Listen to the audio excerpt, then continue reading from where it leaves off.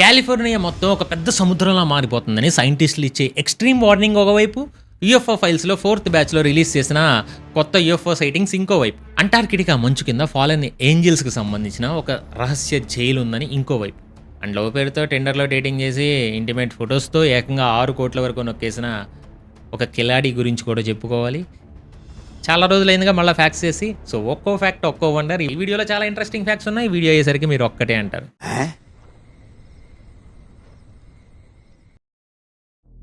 Hollywood disaster మూవీస్లో చూసే mega floods అంటే పెద్ద పెద్ద ప్రళయాలు వచ్చేస్తాయి కదా, కేవలం అది స్క్రీన్కే పరిమితం అనుకుంటే పొరపాటే. రియల్ లైఫ్లో కాలిఫోర్నియాలో ఒక పెద్ద సముద్రం రాబోతుంది. దీనికి అసలు రీజన్ ఆర్క్స్ట్రోమ్ 2.0 అనే ఒక ఎక్స్ట్రీమ్ క్లైమేట్ సినారియో. ప్రపంచవ్యాప్తంగా వస్తున్న క్లైమేట్ చేంజ్ వల్ల అట్మాస్ఫియర్లో టెంపరేచర్స్ పెరిగి మాయిశ్చర్ని హోల్డ్ చేసే కెపాసిటీ విపరీతంగా పెరిగిపోయింది. దీనివల్ల సముద్రాల నుంచి వచ్చే అట్మాస్ఫిక్ రివర్స్ ఒక్కసారిగా ఈ పెద్ద పెద్ద వర్షాలను కూడా డంప్ చేస్తాయి. ఒక రకంగా చెప్పాలంటే ఆకాశంలో ఒక పెద్ద నది ప్రవహిస్తా సడన్గా కింద పడిపోతున్నట్టే. ఇవి ఒకదాని తర్వాత ఒకటి కంటిన్యూగా 30 రోజుల పాటు పడితే కాలిఫోర్నియాలో సెంట్రల్ వ్యాలీ మొత్తం 300 మైళ్ళు పొడవునా ఒక పెద్ద సముద్రంలా మారిపోద్ది. అండ్ సైంటిస్టులు చెప్తున్న దాని ప్రకారం ఫ్లడ్ వాటర్స్ దాదాపు 20 అడుగుల ఎత్తు వరకు వచ్చి బిల్డింగ్స్ అన్ని సబ్మెర్జ్ అయ్యే ఛాన్స్ ఉంది. దీనివల్ల 1.5 మిలియన్ కంటే ఎక్కువ మంది పీపుల్ వాళ్ళ ఇళ్లని ఖాళీ చేసి సేఫ్ ప్లేసెస్కి ఎవాక్యుయేట్ చేయాల్సి వస్తుంది. అంతేకాదు ఈ డిస్ట్రక్షన్ వల్ల అయ్యే లాస్ కూడా $1 ట్రిలియన్ దాటుద్ది. ఇది వరల్డ్ హిస్టరీలోనే కాస్ట్లీయెస్ట్ న్యాచురల్ డిజాస్టర్గా ఉంటుంది అని ఎక్స్పర్ట్స్ ఒక ఎస్టిమేషన్ ఉంది. సో ఇలాంటి ఈవెంట్స్ రావడం కొత్తమీ కాదు. 1861లో కూడా గ్రేట్ ఫ్లడ్ వచ్చి కాలిఫోర్నియా క్యాపిటల్ని షిఫ్ట్ చేయాల్సి వచ్చింది. కానీ ఇప్పుడు గ్లోబల్ వార్మింగ్ వల్ల సిచ్యువేషన్ ఇంకా డేంజర్గా మారింది. సిరియా నెవాడా మౌంటైన్స్లో మంచుగా పడాల్సిన ఇది రెయిన్లా పడడం వల్ల నదులన్నీ ఒక్కసారిగా ఓవర్ఫ్లో అవుతున్నాయి. సో కాలిఫోర్నియాలో ఉన్న డ్యామ్స్ ఎంత బాగా స్ట్రెంథెన్ చేసినా కూడా ఈ రేంజ్ వాటర్ వాల్యూమ్ని తట్టుకోవడం కష్టమని సైంటిస్టులు ఓపెన్గానే చెప్తున్నారు. ఇది ఈ సంవత్సరం రావచ్చు, లేదంటే కొన్నేళ్ల తర్వాత రావచ్చు. కానీ ఒక బిగ్ డిజాస్టర్కి ప్రపంచం రెడీగా ఉండక తప్పదు. చూసారుగా కాలిఫోర్నియాలో రాబోయే ఆ ఫ్లడ్ అప్డేట్ ఎంత స్కేరీగా ఉందో. ఇలాంటి world class and mind blowing facts అనేది తెలుసుకోవడం మనకు అలవాటే కదా.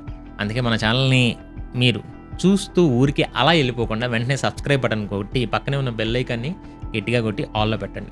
అలా చేస్తేనే నేను పోస్ట్ చేసే ప్రతి వీడియో మీకు నోటిఫికేషన్లో వెంటనే వచ్చేస్తుంది. అలాగే ఈ వీడియో కూడా ఒక చిన్న లైక్ కొట్టి మీ ఫ్రెండ్స్కి షేర్ చేశారనుకోండి, మన ఛానల్కి కొంచెం హెల్ప్ అయ్యిద్దబ్బా. సో అంత చేస్తారని ఆశిస్తున్నా. సరే, ఇక్కడ కాలిఫోర్నియా వర్షం ఎక్కువై ఫ్లడ్ డిజాస్టర్ వస్తుంటే ఇంకో దేశంలో మాత్రం ఎండను తట్టుకోలేక బిల్డింగ్స్ పైన నుంచే సొంతంగా వర్షం కురిపించుకుంటున్నారు.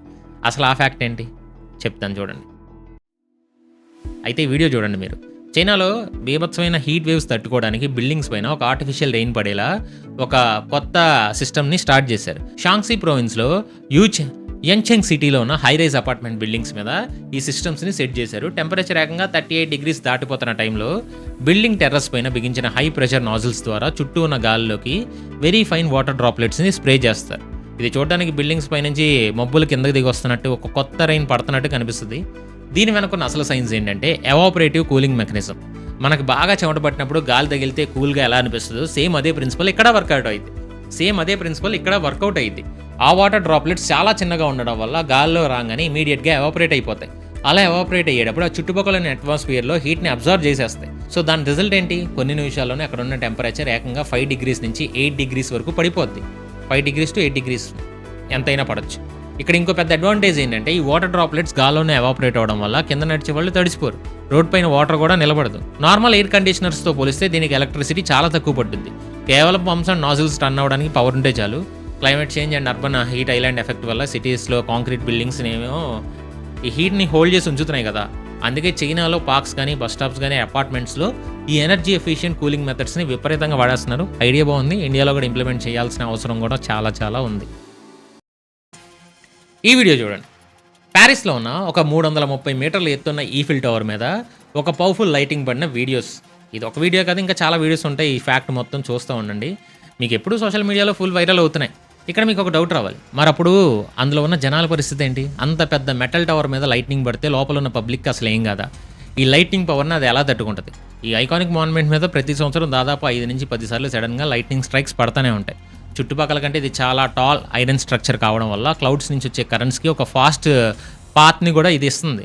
దీని వెనకున్న అసలు సైన్స్ ఏంటంటే 19th సెంచరీ సైంటిస్ట్ మైకేల్ ఫెరాడే కనిపెట్టిన ఫెరాడే కేజ్ ప్రిన్సిపల్. ఈ ఐఫిల్ టవర్ వెనక ఒక బిగ్ ఫెరాడే కేజ్ లా యాక్ట్ చేస్తుంది. అంటే పవర్ఫుల్ లైట్నింగ్ దాన్ని హిట్ చేసినప్పుడు ఆ హై వోల్టేజ్ ఎలక్ట్రిసిటీ అసలు లోపల ఉన్న పీపుల్కి కానీ, ఎలివేటర్స్ కానీ తగలకుండా కేవలం బయట ఉన్న మెటల్ ఫ్రేమ్వర్క్ ద్వారా మాత్రమే కిందకి ట్రావెల్ చేస్తుంది. ఇక ఆన్మెంట్ బేస్లో ఉన్న స్పెషల్ గ్రౌండింగ్ సిస్టమ్స్ ద్వారా ఈ ఎలక్ట్రిసిటీ అంతా జస్ట్ ఫ్రాక్షన్ ఆఫ్ సెకండ్స్లో ఎర్త్లోకి వెళ్ళిపోద్ది. అంతేకాదు, అక్కడ ఉన్న సిస్టమ్స్ అన్ని పాడవకుండా మోడర్న్ సర్చ్ ప్రొటెక్షన్ కూడా సెట్ చేశారు. ఒకవేళ బ్యాడ్ వెదర్ ఉన్నప్పుడు సేఫ్టీ కోసం విజిటర్స్ కొన్ని నిమిషాలు బయట ఆపుతారు, కానీ స్ట్రక్చర్ పరంగా దీనికి ఏ రకమైన డ్యామేజ్ జరగదు. పైగా లైటింగ్ చూడడానికి చాలా టెరిఫైయింగ్ అనిపించిన సైన్స్ పరంగా చూస్తే ఈ టవర్ ప్రపంచంలోనే one of the safest place. భూమి మీద చెత్త వేయడం సరిపోలేదని ఇప్పుడు చందమామ మీద కూడా చెత్త వేసేయి ఒక పెద్ద హోల్ చేశారు మన ఎలన్ మస్క్ చెందిన డిస్కార్డెడ్ స్పేస్ ఎక్స్ రాకెట్ ఈ మూన్ హిట్ చేయడంతో అక్కడ ఒక పెద్ద గుంట క్రాటర్ క్రియేట్ అయింది. సౌత్ కొరియాకి చెందిన డనోరీ శాటిలైట్ తీసిన బిఫోర్ అండ్ ఆఫ్టర్ ఫొటోస్ ఇప్పుడు ఈ మ్యాటర్ని ప్రూవ్ చేశాయి. అసలు ఏం జరిగిందంటే 2025లో లాంచ్ అయిన space X Falcon 9 upper stage rocket తన పేలోడ్స్ని ఆర్బిట్లోకి వదిలేశాక స్పేస్లో అనాథల అలా డ్రిఫ్ట్ అవుతూ ఉండిపోయింది.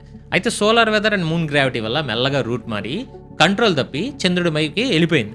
గంటకు దాదాపు 8690 km/h స్పీడ్తో వెళ్ళి మూన్ సర్ఫేస్ని హిట్ చేసింది.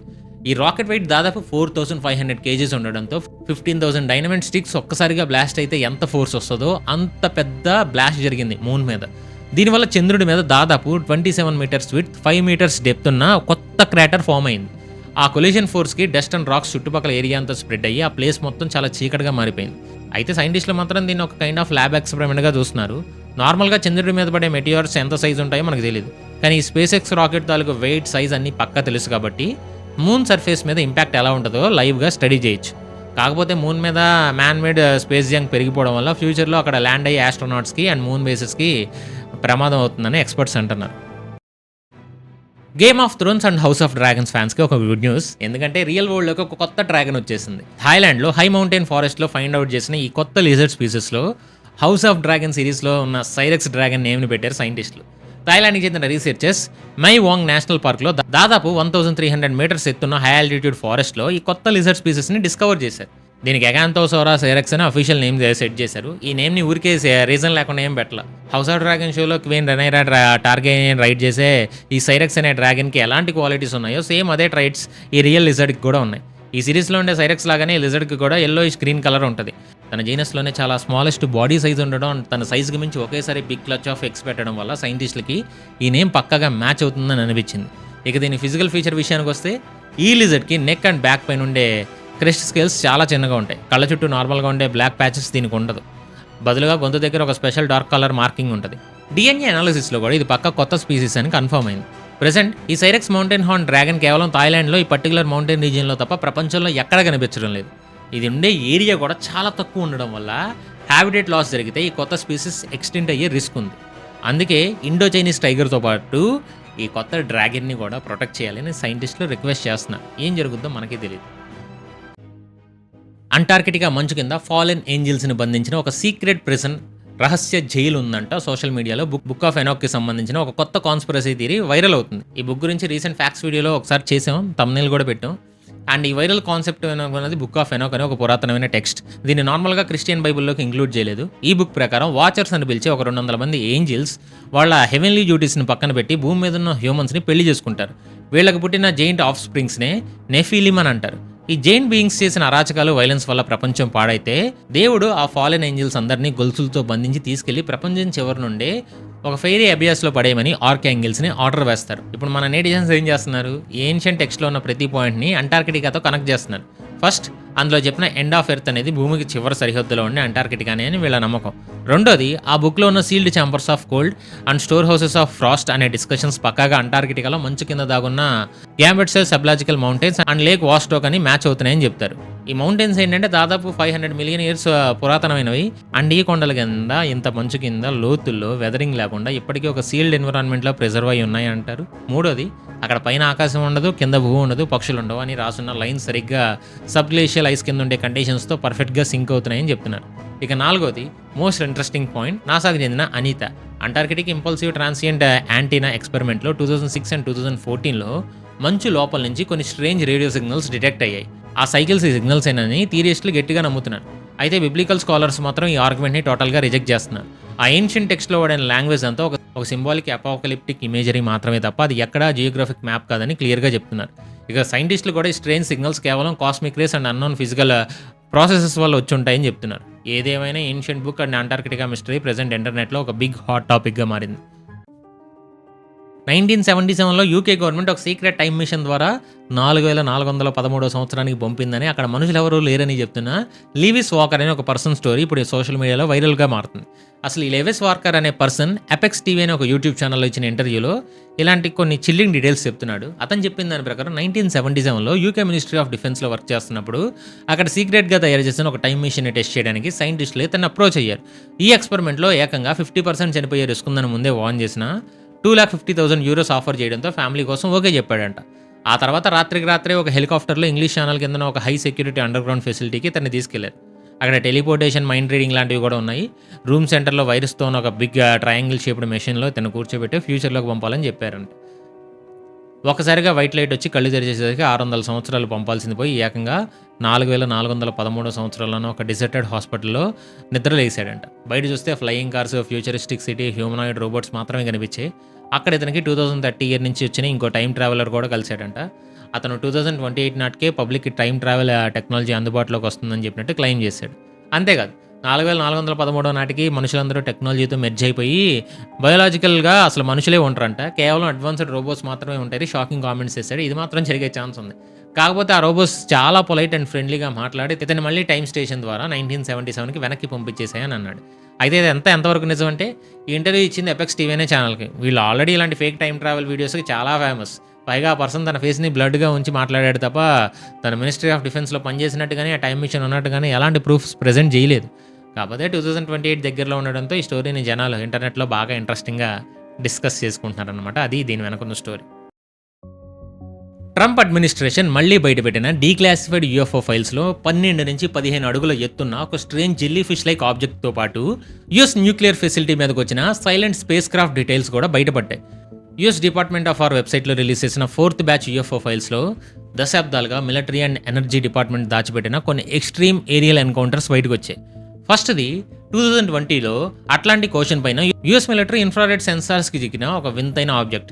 సోల్జర్స్ దీన్ని డార్క్ మెరూన్ కలర్లో దాదాపు 12 నుంచి 15 ఫీట్ హైట్ ఉన్న ఒక లార్జ్ జెల్లీ ఫిష్ లేదా డీఫార్మ్డ్ బెలూన్ లాగా ఉందని చెప్పారు. అండ్ గాలి వస్తున్న డైరెక్షన్లో మూవ్ అవుతా ఎటువంటి డైరెక్షనల్ కంట్రోల్ లేకుండా తిరిగిన ఈ క్రాఫ్ట్ వీడియో ఇప్పుడు నెట్లో వైరల్ అవుతుంది. గతంలో ఇరాక్ పైన కనిపెట్టిన జెల్లీ ఫిష్ యూఏపీని ఇది బాగా గుర్తు చేస్తుంది. ఇక రెండోది మోస్ట్ డేంజరస్ ఇన్సిడెంట్ 2015లో టెక్సాస్లో ఉన్న ప్యాంటెక్స్ న్యూక్లియర్ వెపన్స్ ప్లాంట్ దగ్గర జరిగింది. ఇది అమెరికాలోనే న్యూక్లియర్ వెపన్స్ని అసెంబుల్ అండ్ డిస్మాంటిల్ చేసే మోస్ట్ సెక్యూర్డ్ స్పేస్. అక్కడికి రాడార్కి ఒక silent diamond shaped craft detect అయింది. ఇది ఎటువంటి ప్రొపల్షన్ లేదా ఇంజన్ సిస్టమ్ లేకుండానే నేల నుంచి కేవలం 100 నుంచి 200 అడుగుల ఎత్తులో సైలెంట్గా ఫ్లై అవుతా కనిపించింది. ప్రొపెల్లర్స్ లేదా ఇంజన్ సౌండ్ ఏమీ లేకుండానే సెక్యూరిటీ ఐలైన్ దాటి వెళ్ళిపోవడంతో శాండియా నేషనల్ ల్యాబొరేటరీస్ దీనిపై స్పెషల్ ఇన్వెస్టిగేషన్ చేసి ఆ ఎవిడెన్స్ మొత్తాన్ని FBI హ్యాండ్ ఓవర్ చేసింది. దీంతోపాటు కొన్ని హిస్టారికల్ సీక్రెట్ డాక్యుమెంట్స్ కూడా ఈ ఫైల్స్లో ఉన్నాయి. అండ్ 1949లో న్యూ మెక్సికోలోని లాస్ ఆలమోస్ న్యూక్లియర్ సైట్స్ పైన పదే కనిపించిన గ్రీన్ ఫైర్ బాల్స్ పైన జరిగిన టాప్ సీక్రెట్ మీటింగ్ ట్రాన్స్క్రిప్ట్స్ కూడా బయటపెట్టారు. ఆ రోజుల్లో ఆస్ట్రానమర్ లింకాన్ లాపెస్ ఈ ఫైర్ బాల్స్ నార్మల్ మెటీరియల్స్ కాదు అని గట్టిగా ఆర్గ్యూ చేశాడు. అలాగే 1996లో స్పేస్ షటిల్ కొలంబియాలో ఉన్న ఆస్ట్రోనాట్స్ లో ఎర్త్ ఆర్బిట్లో ఉన్న ఒక అన్ఐడెంటిఫైడ్ ఆబ్జెక్ట్ని 3 ఇమేజెస్ ద్వారా క్యాప్చర్ చేసిన డీటెయిల్స్ అండ్ 1948 నాటి Air Force Project Sign reports కూడా ఉన్నాయి. ఇక రిటైర్డ్ ఫ్రెంచ్ జనరల్స్ తయారు చేసిన కొమేటా రిపోర్ట్ని కూడా దీనికి యాడ్ చేశారు. అందులో ప్రపంచవ్యాప్తంగా జరిగిన బెస్ట్ యూఎఫ్ఓ ఎన్కౌంటర్స్కి ఎక్స్ట్రా టెరిస్ట్రియల్ హైపోథిసిస్ అంటే వేరే ప్లానెట్ నుంచి వచ్చిన ఏలియన్సే మోస్ట్ ప్లాజిబుల్ రీజన్ అని తేల్చి చెప్పారు. అండ్ దీని మీద యాక్చువల్గా మనం డెడికేటెడ్ వీడియోనే చేయొచ్చు. మనం యూఎఫ్ఓ ఫైల్స్ మీద డెడికేటెడ్ వీడియోస్ చేయట్లేదు, చెయ్యాలి, ఈసారి చేద్దాం. యూపీలో టెండర్ ద్వారా మొగాళ్ళని ట్రాప్ చేసి ఇంటిమేట్ ఫొటోస్తో బ్లాక్మెయిల్ చేస్తా ఏకంగా 6 కోట్ల వరకు కొట్టేసిన ఒక షాకింగ్ గ్యాంగ్ బయటపడింది. అంటే మీరు డేటింగ్ యాప్స్లో రొమాంటిక్ కాన్వర్సేషన్స్ కోసం గుడ్డిగా నమ్మి మోసపోతే జీవితం ఎలా నాశనం అయిపోతుందో చెప్పడానికి ప్రయాగ్రాజ్లో జరిగిన ఈ 6 కోట్ల బ్లాక్మెయిల్ కేసు అనేది ఒక బెస్ట్ ఎగ్జాంపుల్ అన్నమాట. జాగ్రత్తగా ఉండాలి మీరు. పల్లవి సింగ్ రాజ్పుత్ అనే ఒక అమ్మాయి స్వీటీ తివారీ లాంటి ఫేక్ ప్రొఫైల్ నేమ్స్తో టెండర్ అండ్ సోషల్ మీడియాలో అకౌంట్ని రన్ చేసేది. డేటింగ్ యాప్స్లో అబ్బాయిలకి మెసేజ్ చేసి ఫ్రెండ్షిప్ పెంచుకోవడం, ఆ తర్వాత మెల్లగా వాళ్ళని పర్సనల్గా కలవడం చేసింది. అలా మీటింగ్స్లో వాళ్ళకి క్లోజ్గా మూవ్ అవుతున్న టైంలో వాళ్ళకి ఏమాత్రం డౌట్ రాకుండా ఇంటిమేట్ ఫొటోస్ అండ్ వీడియోస్ని సీక్రెట్గా రికార్డ్ చేసేది. ఇక అక్కడి నుంచి వేరే గేమ్ స్టార్ట్ అయ్యేది. ఆ ఇంటిమేట్ మీడియాని చూపిస్తా విక్టిమ్స్ని బ్లాక్మెయిల్ చేయడం స్టార్ట్ చేసింది. ఒకవేళ అడిగినంత మనీ ఇవ్వకపోతే rape and attempted murder cases పెట్టి జీవితం నాశనం చేస్తానని, పబ్లిక్లో ఎంబారస్ చేస్తానని చెప్పి చాలా సివియర్ థ్రెట్స్ ఇచ్చేది. కేవలం భయపెట్టడమే కాదు, ఇవి ఇచ్చిన ఫేక్ కంప్లైంట్స్ వల్ల ఆల్రెడీ 5 మెంబర్స్ వరకు జైలుకి కూడా వెళ్ళారంటే ఈ స్కామర్ ఎంత డేంజర్గా ప్లాన్ చేస్తుందో మనం అర్థం చేసుకోవచ్చు. ఈ టైప్ ఆఫ్ బెదిరింపులతో ఇప్పటివరకు దాదాపు 6 కోట్ల రూపాయల వరకు ఎక్స్ట్రాట్ చేసినట్టు ఒక హైకోర్టు లాయర్ పోలీస్కి కంప్లైంట్ ఇవ్వడంతో ఈ కంప్లైంట్ మ్యాటర్ వెలుగులోకి వచ్చింది. అండ్ ఈ పల్లవి సింగిల్గా కాకుండా ఇంకో 2 అమ్మాయిలు అండ్ 2 అబ్బాయిలు కలిసి ఒక గ్యాంగ్ లాగా ఈ పెద్ద స్కామ్ రన్ చేస్తున్నారని ఇన్వెస్టిగేషన్లో తెలిసింది. ఈమెకి సంబంధించిన బెడ్ పైన ల్యాక్స్ ఆఫ్ క్యాష్ ఉన్న ఫోటోలు అండ్ చేతిలో వెపన్ ఉన్న పిక్స్ కూడా సోషల్ మీడియాలో ఇప్పుడు ఫుల్ వైరల్ అవుతున్నాయి. ప్రెసెంట్ పోలీసులు కేసు ఫైల్ చేసి ఇన్వెస్టిగేషన్ అయితే నడుపుతున్నారు. సో అది మ్యాటర్. డేటింగ్ యాప్స్ని గుడ్డిగా నమ్మితే లైఫ్ ఎలా రిస్క్లో పడుతుందో ఈ కేసు చూస్తే అర్థమవుతుంది. సో ఫ్రెండ్స్, ఈరోజు నేను చెప్పిన ఈ 10 ఫ్యాక్ట్స్ ద్వారా మీ లైఫ్లో మేము ఏమైనా కొంచెం నాలెడ్జ్ యాడ్ చేసామనుకుంటే మీరు కూడా మా లైఫ్లో కొంచెం వాల్యూ యాడ్ చేయండి. అది ఎలాగో మీకు తెలుసుగా, వెంటనే మన ఛానల్ని సబ్స్క్రైబ్ చేసుకోండి, బెల్ ఐకాన్ ఆన్లో పెట్టుకోండి, అలాగే వీడియోని లైక్ చేసి మీ ఫ్రెండ్స్ అండ్ ఫ్యామిలీకి వీడియోని షేర్ చేయడం అస్సలు మర్చిపోవద్దు. బై ది వే, ఈరోజు మనం డిస్కస్ చేసిన 10 ఫ్యాక్ట్స్లో మీకు ఏది మోస్ట్ ఇంట్రెస్టింగ్గా అండ్ షాకింగ్గా మైండ్ బ్లోయింగ్ అనిపించిందో కింద కామెంట్స్లో ఖచ్చితంగా చెప్పండి. ఇంకో ఇంట్రెస్టింగ్ వీడియోతో మళ్ళీ కలుద్దాం. చివరి వరకు చూసిన ప్రతి ఒక్కరికి love you so much. Until then, this is VR Raja signing off. Gambling and betting మన ఫైనాన్షియల్ హెల్త్కి హానికరం. అడిక్ట్ అయ్యే ఛాన్స్ ఉంది. మీ జేబులు ఖాళీ అవుతాయి. బెట్టింగ్ చేయకండి, చేసే వాళ్ళని ఎంకరేజ్ చేయకండి.